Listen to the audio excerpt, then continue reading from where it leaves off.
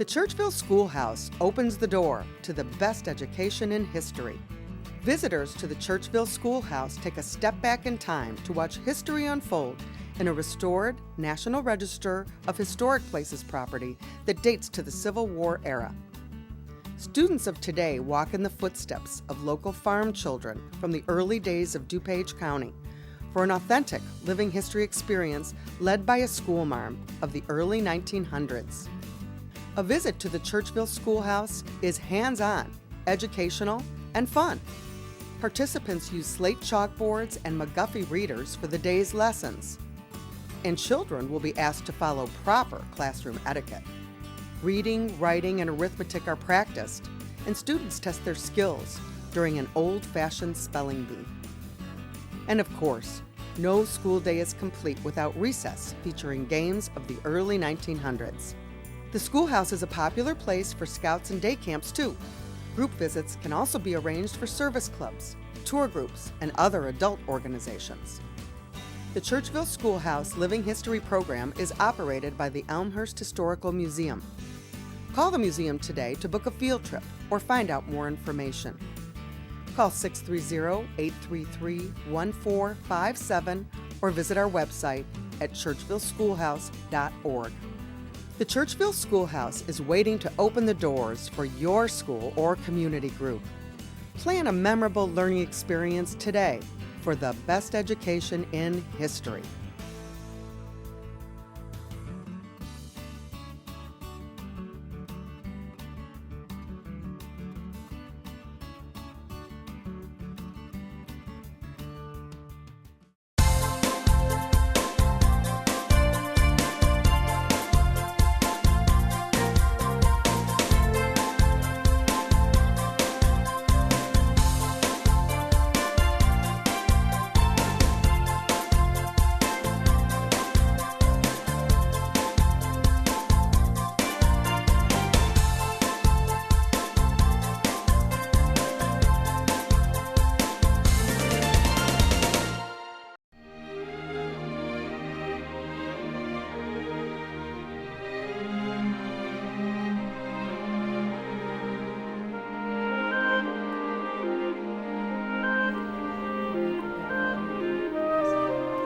Welcome to another edition of Elmhurst Time Travelers. I'm Ken Bartels, your host, and today we'll hear the story of the American Association of University Women, AAUW in the vernacular, and we'll hear it from 4 leaders of that organization, including its current president and 3 past presidents.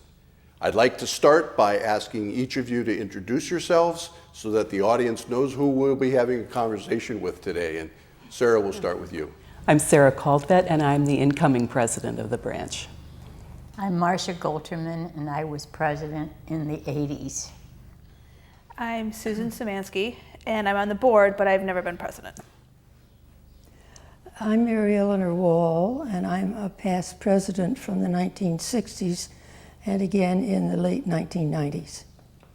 Well, thank you for joining me on Elmhurst Time Travelers, and you'll probably be a president one day. You bet. AAUW has as its mission, and I'm going to quote this and read it in doing so, quote, advancing equity for women and girls through advocacy, education, and research, unquote. As leaders of this organization in Elmhurst, and we'll talk about national and local and the branches and what have you, but what does that mission statement mean to each of you? And Mary Eleanor, you want to start? Well, it means that we pay attention to what's happening in society and that we have some principles behind how we view our work, where we're working in the community, we're working in the field of education, we're working in the field of international relations and diversity. And so AUW has a wide interest in the cultural community as well as the social problems in the community. And under the framework of the AAUW, we can be involved in local projects that come within a very broad area. Sarah, you want to pick up on that as well? Yeah, I would say that education is certainly a theme that has been present throughout the history of the branch. Many of our members are teachers or librarians, but education has been a recurring interest. Another element in the mission that's been added more recently, although it was always actually present, is philanthropy. And of course we do raise money with our annual book sale for scholarships and also for fellowships and grants that fund community projects. So that's also an important element of what we do. Marcia, Susan, what does that statement mean to you? Well, we talk about equity, but it's really more no barriers or opportunities for other than just gender. We think about race, we think about national origin, we think about age, aging, agists, and race. Those are all things that we are interested in achieving equity, I guess is the way for it. Susan? They did such a wonderful job, I don't know what's left to say.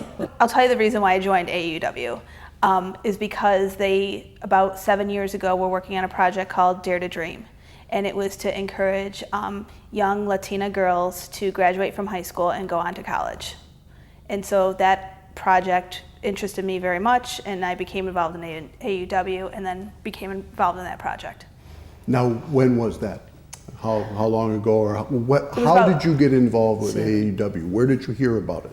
My neighbor, Connie Baker, over the fence for a number of years, kept, will you come to a meeting, come, and she'd tell me about AUW and all the wonderful things that they did. And I was interested, but I had 2 little kids and didn't have a lot of time. And then when I found out about Dare to Dream, I said, you know what, this is something that really interests me, something I believe in, and that's how I became involved. Marcia, how'd you become involved? I had small children at the time, and I was looking for women that were thoughtful, or a group, or social outlets. And this group, there was a recent grads group at that time where we were all more or less the same age with young children. So once I became involved in that, then I expanded my interest in AUW in their book discussion groups. I remember my second meeting was discussed a book called Dr. Zhivago. That really dates me, but then I was hooked because there was other things that were interesting. Big book. It was a big book, and it was a challenge for me, but that was one of the reasons why I joined, was the socialness of it, the women that were of the same thought process that I had. Sarah? Yeah, very much the same. I really wish I'd known about AUW long, long ago when my children were young, but I came to it somewhat later. But a friend at work, Betty Peranto, said, well, I'm going to rejoin AUW now that I have a little more time, and would you like to come with me? And so I did. I joined, and I just found such a wonderful community of like-minded women working towards goals that I shared, and I've stayed with it and gotten more involved every year, really, to the point where I'm now the branch president. Mary Eleanor, how'd you get involved? Well, a short answer is that Marcia Golterman was my neighbor, and I had 2 little boys at the same time she had 2 little girls, and that's when we first moved to Elmhurst in 1959. And I had done a lot of church work, but AUW is not church work, it's broader than that. But the format and the discussion and the wonderful women that you meet of all ages in AUW is very stimulating intellectually and socially, and it's just a great group to belong to. The other aspect I liked about AUW is that it's more than a local club, but it has roots. We're at the grassroots, but it has a state structure and a national structure. So In Illinois, everything is volunteer for AUW in Illinois, except for a part-time lobbyist in Springfield to work on our public policy issues. Otherwise, it's all volunteer. The office for the organization is in Washington, D.C. And so sometime in my AUW involvement, I had been invited to be on a national committee and so on. So that's given me a much broader perspective. And I just admire every step of the way, have enjoyed it thoroughly. Well, AAUW nationally dates back to 1881. I did a little research on 1881 since I wasn't there. James Garfield was president. In fact, AAUW was founded just shortly before he was shot. I'm sure that had nothing to do with it, but Barnum and Bailey Circus was created in 1881. Billy the Kid was still shooting people in 1881. And astoundingly, though, considering the significance of AAUW, the Red Cross was founded in 1881, same year. So a pretty significant year for America, whether they knew it or not at that point in time. And of course, the Elmhurst branch, and part of the reason we're here is you're celebrating 75 years. So you date back to 1938. How are we celebrating this 75th year milestone? We've got a committee organized to plan our celebrations. Marcia and I are involved in that, and we're going to have a whole, this is part of it actually, honoring the 75th anniversary. We're going to, in January, I think, have a meeting at the Historical Museum where we will be talking about some of the materials which we have archived there. And going to have a number of other programs throughout the year, and we will culminate with lunch. A lunch. Do you want to talk about that, Marcia? We're going to eat. We're going to eat. We'll have a lunch at one of the country clubs out in DuPage County. And there should be about 100 of us that will attend that, maybe 120, something like that. So that's how we'll end it. Do any of you want to speculate why AAUW was created in 1938? Doesn't matter the year. It turns out that was the year, but... Well, I looked up a little bit of research, and I don't know. We don't know for sure why. I understand. But I can tell you that with that 1881 date, the Chicago branch was organized in 1889. And so my suspicion is that one of AUW's founders, Marion Talbot, was one of the original founders in Boston, one of the 8 young women that got together after they got their degrees and said, we want to stay in touch and we want to do some projects. Marion Talbot had been invited to come to the University of Chicago to establish the first home economics department in the university. And so that brought AUW to Illinois, was Chicago is the first branch. Among our neighbors, we've got Hinsdale, who's organized in 1934, Western Springs even before that in 1929. So part of the commitment when you become a branch is to spread the word. And we did have women of all ages, but we certainly had a lot of teachers that had a lot of good contacts.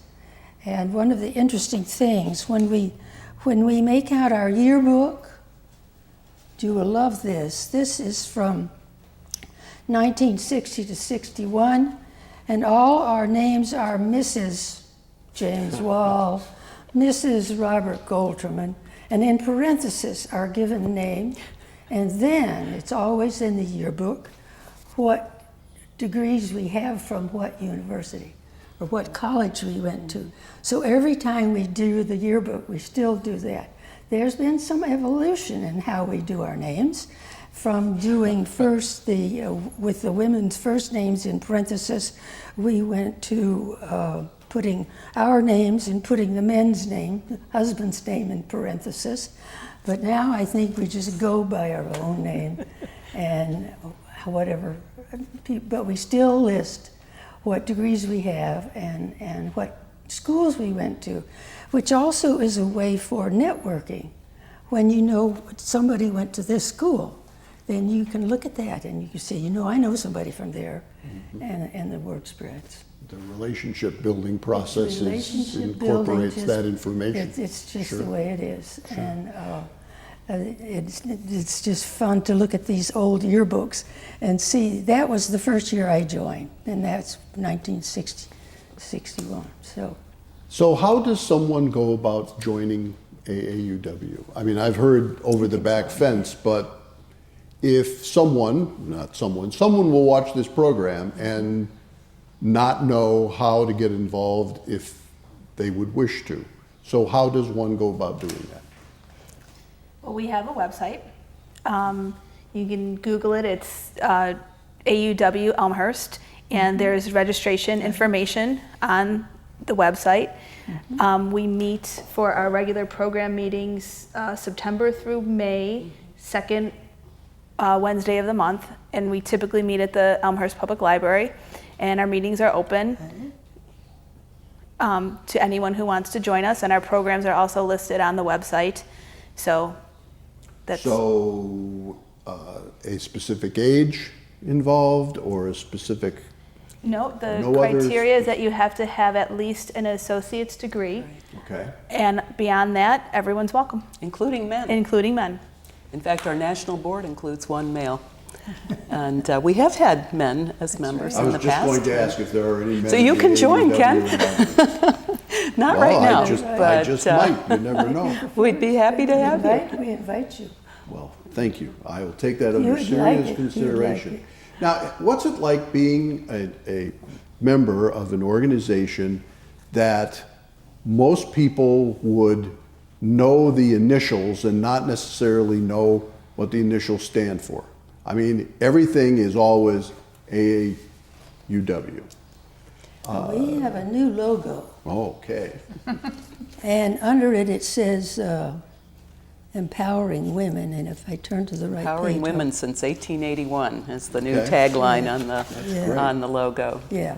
But, so that's empowering women since 1881. Right. That's it. Now, 75 years in Elmhurst, though. What stands out, or what significant milestones? We're going to talk about in the second half of the program. We'll talk about the used book sales and its history and its current relevance and kind of thing. But over 75 years, I've already heard about one relatively new program. But what about some of the more established, or even programs that were significant at one time and maybe don't even exist anymore? Well, Marcia? Buttons and Bows we started in AUW, and now it's going full strength, but it's not part of AUW anymore, Okay, but we started it. Explain. What is it? Buttons and Bows is a nursery school, preschool program. I think there's probably just for 4-year-olds. Okay. And I don't know how many locations they have now. And that was started by AAUW? Yes. Okay. Yes, right. And what else did we start then? We had a very good study program in the late 60s of knowing our schools, our elementary schools, when we were still part of District 46, I think it was. And we had 2 years of studying it, and then we gave recommendations to the school board, which they implemented, like more than half of them. So that was They implemented all of them, Marcia. there you go. All 10 recommendations. Yeah, so, but because we were mostly all teachers at that Right. time.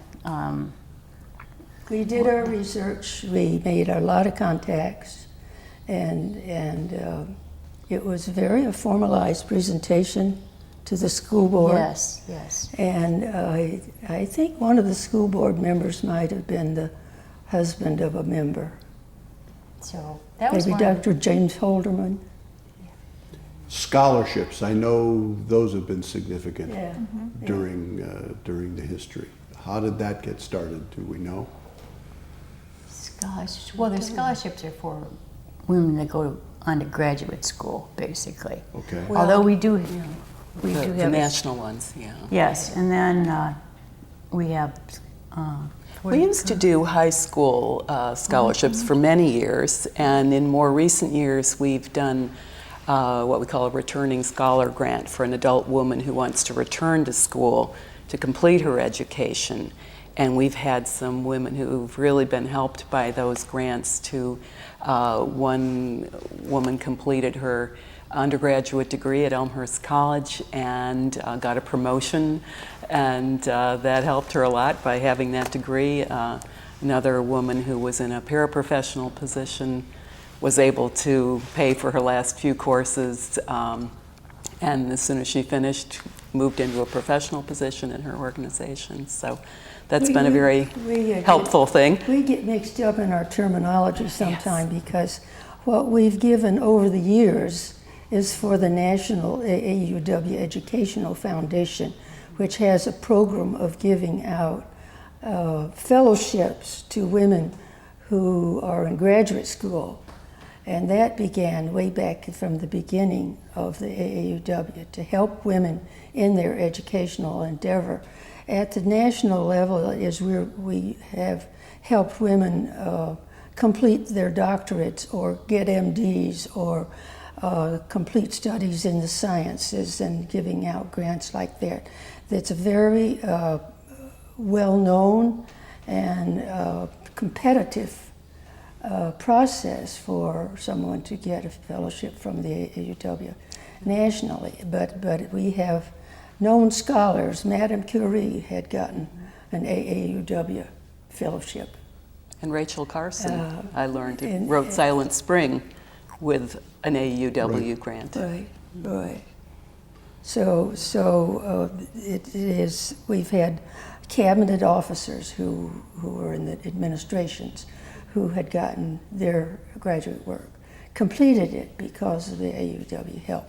So we do locally. We do a lot of heart in it, but our vast fundraising is tied into the national organization where they have all the equipment and the kind of process that can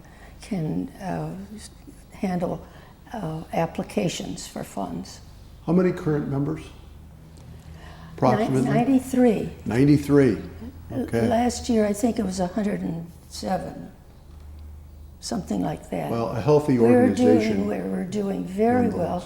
We gained more membership with the big project that Susan talked about, and members that are more active. It's all been very good. Another thing that happened we could mention is about a few years ago, I think it's about 7 years ago, Addison had an AAUW branch, a new one, and it struggled for a few years, but then they decided to merge with the Elmhurst branch. So that's why we're now called the Elmhurst Area Branch. Okay. And one of the good things that happened out of that is that the leaders in that Addison group, Kathy Willis, is now elected to the state legislature. And on that note, Mary Ellen, I've got to take a break. We're going to take that break that I mentioned to you before we started, and then we'll come back. You're watching Elmhurst Time Travelers, and we will take that break I just mentioned and be right back to you.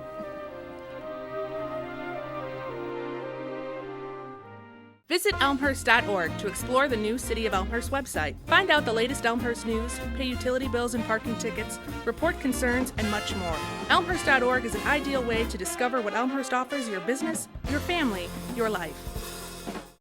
The Elmhurst Historical Museum, located in downtown Elmhurst, is proud to present award-winning exhibits for visitors of all ages. Our Adult Tea Time Talk series, family programs, and special events make learning about history interesting and fun. Admission is free, and on-site parking is available. Visit the Elmhurst Historical Museum soon. Call us today, or go to our website for the latest program details.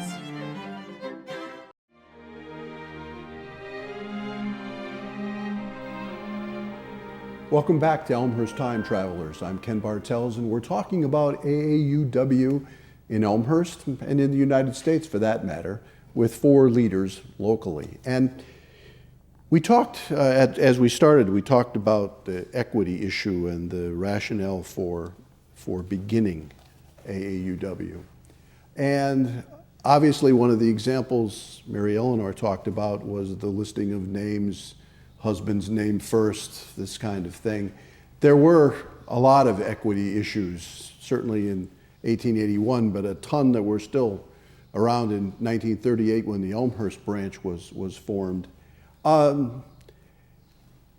Relevance to today as it relates to equity issues, a primarily women's organization.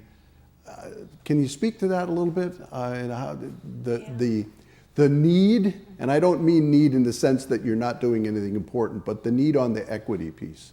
Well, I think pay equity is something that has been a recurring theme also throughout the history of AUW. And in fact, AUW was very instrumental in passing the first Pay Equity Act 50 years ago, and also in supporting Lilly Ledbetter in her suit for pay equity. And we continue to work for the Paycheck Fairness Act. And AUW, another thing that our contributions fund is groundbreaking research, important research on the status of women. And one of the most recent AUW research studies is called Graduating to a Pay Gap.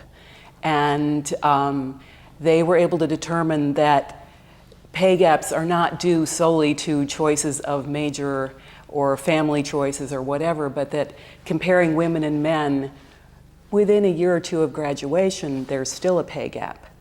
And what we're doing about it is now we are funding workshops. They have established a program called Start Smart, and it's aimed at teaching women to negotiate that first salary, because one of the reasons they found for the pay gap is simply that women have not been trained to negotiate.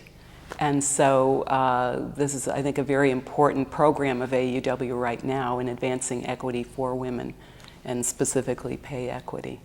What's it called again? Start Smart, Start Smart. is the Smart. workshop program. It's a new innovation for AUW program.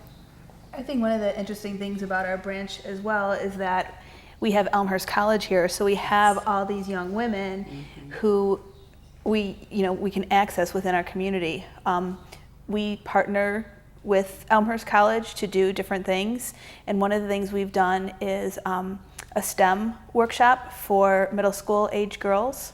So STEM stands for science, technology, engineering, and mathematics.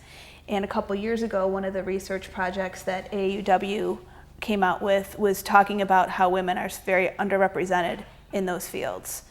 So we partnered with a professor, and every November we invite middle school age girls onto the campus, and they go through 4 different workshops with the professors from the college, and just get exposed to, some of those activities that maybe they wouldn't necessarily do at school, and then also find out, well, what kind of jobs are out there should you decide to major in math. Now, is Dare to Dream incorporated in that as well? It seems to me I've heard that Dare to Dream has a series of workshops involved with it too, or seminars or information. Dare to Dream also, we partnered with Elmhurst College also for Dare to Dream, and up until this point, Dare to Dream workshop has been housed at Elmhurst College. So I think it's January, we have the workshops there. We've had 5 of them. 5 years. 5 years worth? And it's not just the middle school girls who come. Their mothers come, or an adult.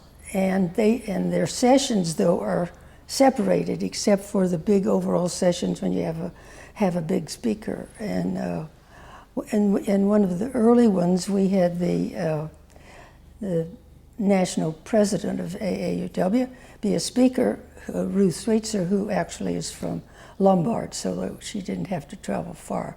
But she's very committed to this. And then the STEM that I was talking about kind of came out of the first Dare to Dream that we had, because the girls enjoyed being on the campus so much and had such a great day. We thought, well, can we do something else to bring them back for another reason? And that's how we started the STEM workshop. So the STEM has been going for 4 years, and if we do it again this year, that'll be the 5th year. Okay. Well, there's absolutely no question. I had heard, I had actually met a participant of the Dare to Dream at another civic function, and she was describing that as much as she took out of it, her mother took out every bit as much. And of course, that reinforcement when they get back home, and that has to be absolutely powerful. I want to switch gears just a little bit and talk about the arguably the most visible thing you do on an annual basis. That would be the used book sale, which everyone that I know knows about it. How did that come about? How long has it been going on? It started, I think, in 1960, I think 1959, 1960, at the Old Swangs department store, which was at that time on the corner of York and Park Street. Well, it was an empty department store is what it was. And so we had the landlord, the owner, allow us to use their facility. We put all our books in there and had our book sale over 2 days, I think it was. But we collected the books in our garages. The members collected books and we stored them in our garage. I remember half our garage was filled with used old books. And then we took them to Old Swangs and had this sale, and there was advertisement, and that was really the beginning of it. So after that, we looked for rentable or empty spaces that we could put our sale in, but they became less and less, and so then we had the sales in the different schools that we've been our continuous thing. So that's really how it started. And I was the book sale chairman. I think we raised $1,000 that first year, but I'm not sure about that. It could have been more than 1,000. I don't know what that was pretty big money for us. I'm not sure, but Yeah. what we're doing now, using facilities of the school, is a great advancement to have a large room that's air conditioned, because all summer long is when the books are coming in and are being sorted, so that the book sale in August, just before school starts, again, can be completed and that room be vacated by AUW. But it's a great gift, we think, but it's a gift to the community that we take people's used books. So it's an environmentally sound project, and it makes money for such worthy causes, and it just grew and grew. It's a wonderful opportunity Every year for we think families. how much. In fact, this year, the Elmhurst branch was recognized at the state convention because we made the largest gift to the fund, to the foundation, for the state. We're always in this top 10, but to be number one, that was really nice. And we were recognized on the national level as well for our Okay, donations to okay, AUW Sarah, funds. you were So, there. yes, I was there. That's So good. She's just back from that national convention. Well, I think it's I'm very much a book person myself, and I can't imagine that at some point in time there's going to be a used Kindle and Nook sale. But yeah, I guess you never know. But it has sort of its own life force. The various places where around town where the books are collected, including the public library. And I go by there during the time of the year when you're actually collecting the books. And it's more often than not, it's like mounded over with books wherever you go. And I mean, I know a lot of people have a lot of books, but it's just amazing the response that you've received over time. It's to the point now where people hoard their books all year long so they can give them to you. And we thank them for that. That's right. Reading is alive and well in Elmhurst, that's for sure. There's one other part of which kind of came from the National Association that I think has been very important, and that is about 15, 20 years ago, someone we all know and worked with, the woman that was our national president, was former principal at Glenbard East High School. And through her experience, it led to AUW hiring writers and researchers, which came out with a study about bullying in high schools. And it was one of the first ones that came out in the country with full-blown study and statistics. It was called Hostile Hallways. It's now been reprinted several times. But it was the beginning of the surge in the national educational community to realize that coping with bullying starts really at the very beginning of the school experience, and hopefully before that. But at least when they get to the schools, it's recognized as a issue that has to be dealt with equitably, and that's how people learn how to work in a cooperative situation. We've talked a little bit about the issues that caused AAUW to be created, but kind of a philosophical question of sorts would be is if AAUW did not exist today, would somebody feel so compelled to create it? In my world, at least, the ultimate test of an organization's relevance, if it didn't exist today, would somebody say, we really need something like this and create it? And you're already nodding your head, so I know where you're going to be. Sarah? I agree. I think so. Yeah, absolutely. It's a very important work that's being done. And, So when you recruit members to AAUW, how do you recruit them? Is it just come join my social organization, come join my Dare to Dream opportunity, come join and participate in my book sale, get involved in an organization that you shared with me before we started taping the fact that AAUW brought the YMCA to Elmhurst, which I'm sure most people even at the YMCA may not know. So, Well, we have no PR group at all as part of AAUW. It's really word of mouth. okay. So I don't think you could really say we recruit. It's not a recruiting group. although we try to spread the word. Yes. I think we recruit our friends, though. I mean, and we Yes. invite people that we know. And I think there's so many different facets of our organization. Some people just join AUW for the book sale. Mm-hmm. You know, some people like the programs. Some people like the discussion groups that we have. So I think everyone kind of finds their Well, what's niche. a normal month look like? What's a normal month of activities or Well, we time have our spent on AAUW? We do have our study groups each month, where there's Okay. a book discussion, there's, help me on this, Time potpourri, and And issues half the discussion. sky. Half the sky and then, group. but we have a regular meeting every month. And then we have these subcommittees that work on research.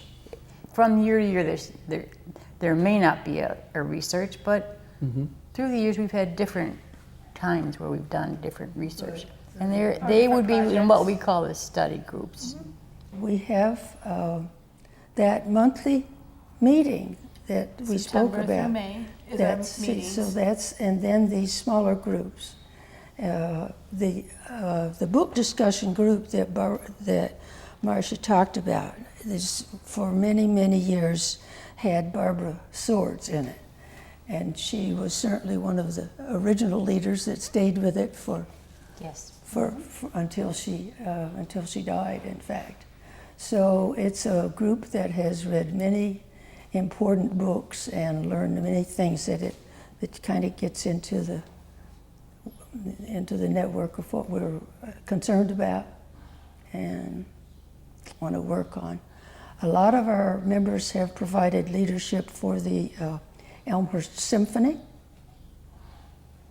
for the Elmhurst Choral Union, especially the symphony. There's a lot of know-how and people dedicated to the musical scene in So that's always, when we go to the symphony, we always see some of our best friends. Well, the mutual support between organizations in Elmhurst is part of the fabric of the city. Right. Right. So You know, people support broad spectrums of organizations, not only with philanthropic donations, but with their time and certainly their attendance.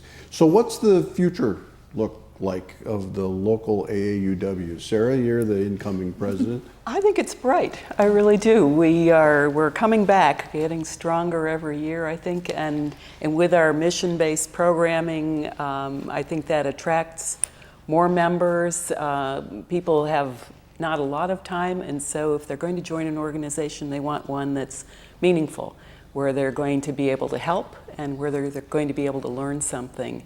As well as meet other people, and I think AAUW really fills the bill there. That as we've been attracting more and more members as we've had these very meaningful projects that we've been working on, and I see that continuing.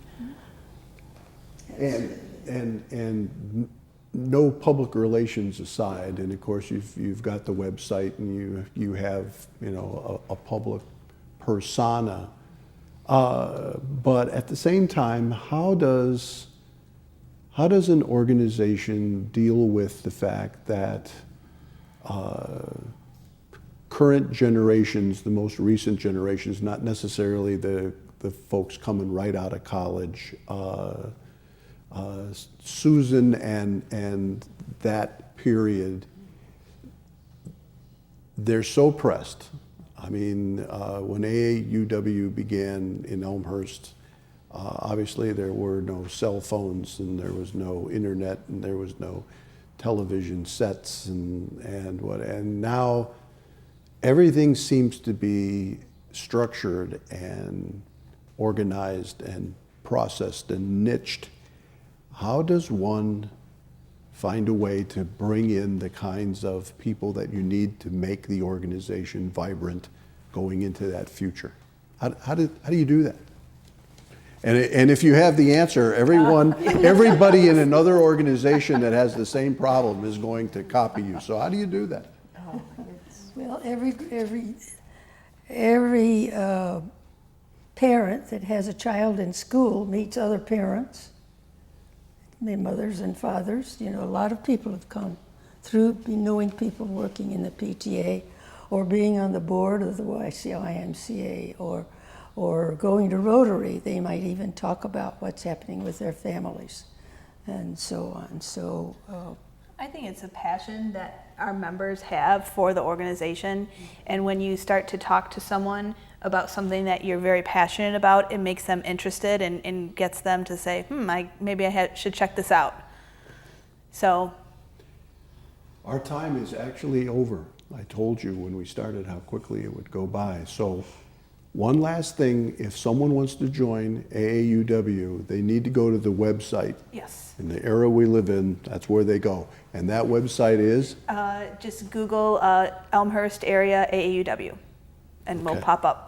Absolutely. I thank you all for joining me on this edition of Elmhurst Time Travelers. I appreciate it very much, and AAUW, a meaningful organization in Elmhurst dating back 75 years. I'm Ken Bartels.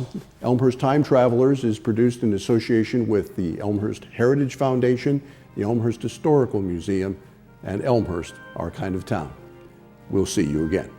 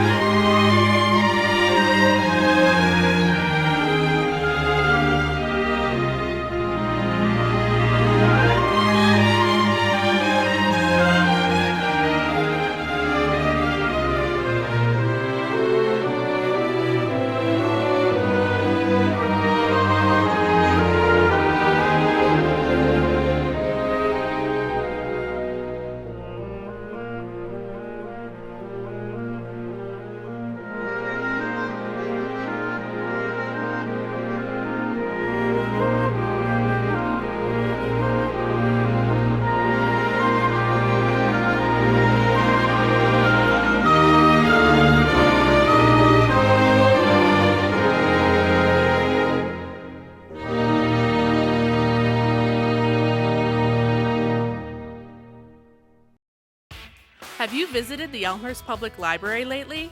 The Kids Library is a wonderful place, especially with our many exciting children's programs. The second floor is home to the adult and teen collections. From research to magazines, we've got it. We have more than 80 computers throughout the building. Or bring your own laptop. The entire building has wireless access. Need a quiet place to study? Try our silent study rooms. Book one of our spacious meeting rooms for your group. Our convenient book drop and drive-up window make picking up and returning library materials a breeze. And don't forget, EPL is open 24/7 online at elmhurstpubliclibrary.org. Hi, I'm John Quigley, President and CEO of the Elmhurst Chamber of Commerce and Industry. In these challenging economic times, it's imperative that our residents and businesses band together to not only shop Elmhurst, but buy Elmhurst whenever possible. We have great stores in our city center, Spring Road, Butterfield Road, York and Villette Streets, St. Charles and Route 83, North Avenue and Lake Street, along North York and even Grand Avenue. I ask for your help. Let's keep our tax dollars in Elmhurst.